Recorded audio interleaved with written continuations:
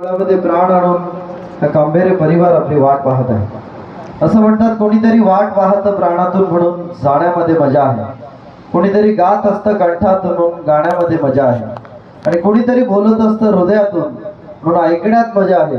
असं हृदयापासून बोलणाऱ्या महाराजींसाठी जोरदार टाळ्यांचा गजर करूया. गाणारे किती कंठातून, किती मृदू स्वरामध्ये, किती गोड असं गायन करतात. गोपाल कृष्णाचं भजन आणि ती बासरीची धून, या सगळ्या गोष्टींचा आनंद आणि महाराजांची अमृतवाणी.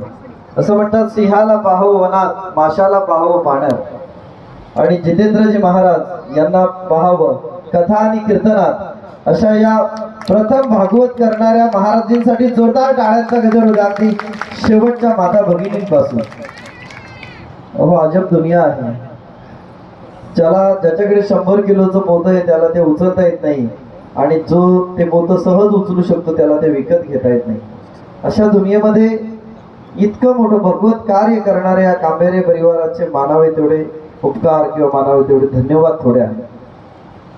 तसं बघितलं तर त्यांच्या घरामध्ये परमार्थ हा साहेब दररोजचा चालतो, परंतु इतरांसाठी आपल्या जीवनाची उधळण करावी यासाठी आणि इतका मोठा मंडप करतात.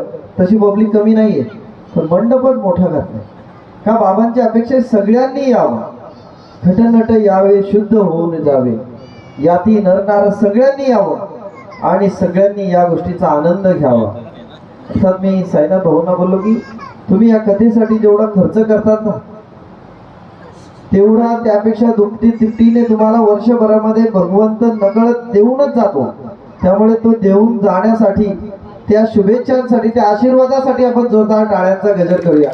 असं म्हणतात, चंद्राला डाग आहे, चंद्राला डाग आहे, सूर्याला आग आहे, आणि इतकं सुंदर आयोजन केलेले त्या कांबेरे बाबांसाठी जोरदार टाळ्या वाजवणं भाग आहे.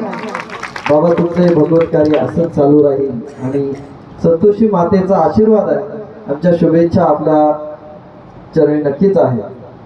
असं म्हणतात, पाण्यावर दगड मारतात उठतात तरंग, पाण्यावर दगड मारतात उठतात तरंग, हे आमचे गायक वादक खरंच दररोज नवनवीन चाली.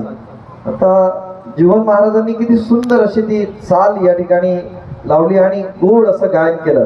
म्हणजे जयेश महाराज तर एक एक गवळण सादर करताना असं प्राण होतात, आणि आमचे औरंगाबादकर किंवा छत्रपती संभाजीकर, जे कृष्ण रडतोय हे महाराजांच्या मुखातून निघण्याच्या दुसऱ्या स्प्लिट सेकंदाला या ठिकाणी कृष्ण कन्हैयाचं रडण्याचा आवाज, रुदनाचा आवाज. तृणावत पर्वत जसा वाऱ्याने त्या ठिकाणी आलेले तृणावत राक्षस, त्या वाऱ्याचा सोसो आवाज प्रत्यक्ष या मंडपामध्ये घुमायला लागला. म्हणजे आपल्या बोटामध्ये जादू आहे आणि ते किती ओतप्रोत भरून आहे. खरंच कदम माऊलींसाठी सुद्धा जोरदार टाळ्यांचा गजर करूया आपण. इतक्या दूरवरून आणलेलं हे अनमोल असं कलारत्न या ठिकाणी आपल्याला अनुभवायला मिळतं.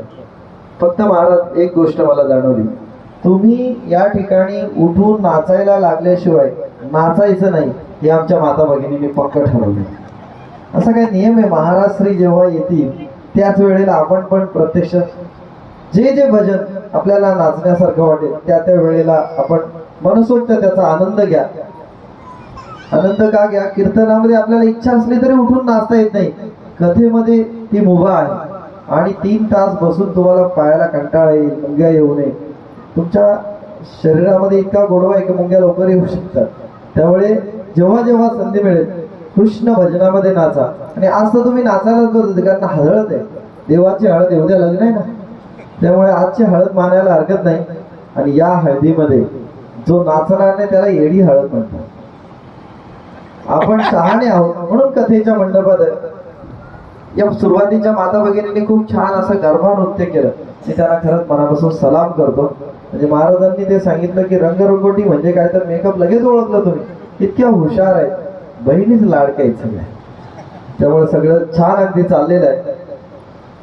ऐसा कहते हैं कि नींद हमेशा कथा कीर्तन में क्यों आती है, वो डीजे में क्यों नहीं आती. तो संतों ने जवाब दिया, वो नींद आती है तो फूलों के सेज पर आएगी ना, कांटों के बिस्तर पर वो क्यों सोएगी. आणि खरंच फुलांची मखमली या ठिकाणी गोवर्धनाचं पण छान असं आरास या ठिकाणी मांडली. एकादशीचं पावन पवित्र मुहूर्त बघून आपण विठ्ठलालाही या ठिकाणी आणलं आणि सगळ्यांना दर्शन केलं. ही योजना आमच्या साईनाथ भाऊंची आहे, ही योजना आमच्या नवनाथ भाऊंची आहे.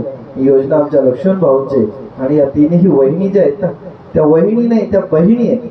खरंच इतक्या गुण्या गोविंदाने राहणाऱ्या सुना असण्यासाठी आणि ती सासूबाई सुद्धा, कारण सासू कशाला म्हणतात, सारख्या सूचना देते ती सासू, आणि सून म्हणजे सूचना नको असं म्हणते ती सून. इथे सूचनाही नाही आणि सूचना नको म्हणणारी नाही, सगळ्या अगदी आई आणि मुली सारख्या राहतात. या परिवारासाठी खरंच जोरदार टाळ्यांचा गजर करूया.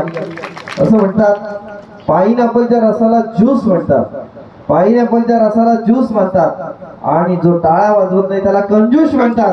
आपल्याला कंजूस कोणी म्हणू नये म्हणून जोरदार टाळ्यांचा गजर करत राहा.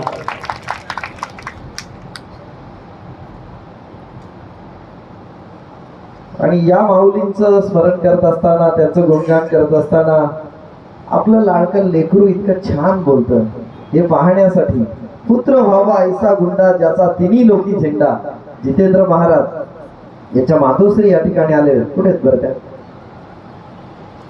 कुठेच जरा आई जरा उभे राहा 2 मिनिट. हे लेकरू आता आई तुमचं नाही राहिलं, आता सगळ्यांचं झालेलं आहे. या माऊलींसाठी जोरदार टाळ्यांचा गजर. कारण छत्रपती घडण्यासाठी जिजामाता पहिल्यांदा घडावी लागते हो. त्यांनी 9 वर्ष आपल्या मुलाला ज्या वेळेला आळंदीला टाकलं, त्याच वेळेला त्यांनी ठरवलं होतं 9 महिने जर मी उदरामध्ये सांभाळलेले तर 9 महिने माऊली जवळ त्यांना ठेवलं की ते बरोबर बाळ सगळ्यांना बोधामृत पाजणारे. या माऊलींसाठी आणि या महाराजींसाठी जोरदार टाळ्यांचा गजर करूया.